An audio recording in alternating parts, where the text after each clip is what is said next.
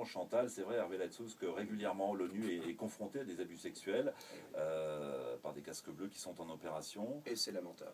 Et c'est lamentable parce que le comportement de quelques individus éclabousse le dévouement de milliers de leurs collègues. Alors moi, je vous dirais, Chantal, très clairement, nous avons une politique, et j'entends l'appliquer et la renforcer, une politique dite de tolérance zéro. Aucun acte de violence sexuelle ou d'exploitation sexuelle n'est tolérable, et nous faisons tout de suite une enquête. Alors, il se trouve que pour les suites, l'Assemblée générale des Nations Unies, c'est-à-dire la communauté des pays membres des Nations Unies, ne nous a pas donné le pouvoir d'exercer une action disciplinaire.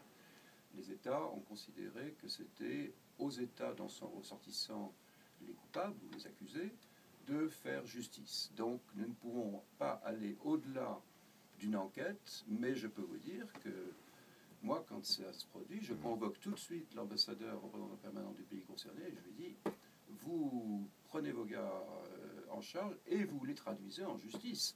Et je dois dire qu'on a eu effectivement des cas dans lesquels justice a été faite, et c'est normal. C'est totalement inacceptable. L'auteur de ces abus est sanctionné, mais il sera jugé dans son pays d'origine. C'est ce que prévoient les textes en cours. À côté de ça, quand même, je voudrais vous dire, Chantal, j'étais à Goma il y a 2 mois et demi, et j'ai été dans une petite localité au milieu de la forêt qui s'appelle Ntoto. Je ne sais pas si vous connaissez. Eh bien là, j'ai trouvé que quand même nos gars, ils sont formidables. Il y avait 80 soldats asiatiques au milieu de la forêt, un endroit inaccessible autrement que par hélicoptère.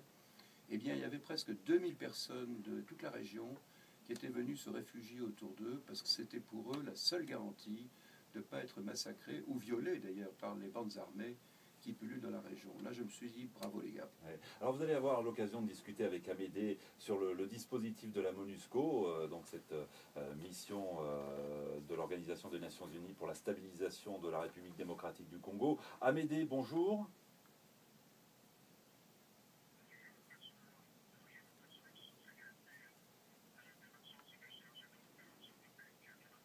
Alors vous êtes vous dans la province de l'Équateur, vous nous appelez de Géména, et vous avez reproché, et vous reprochez en tout cas, c'est ce que vous avez dit au Standard, une certaine passivité de la part des casques bleus dans votre pays.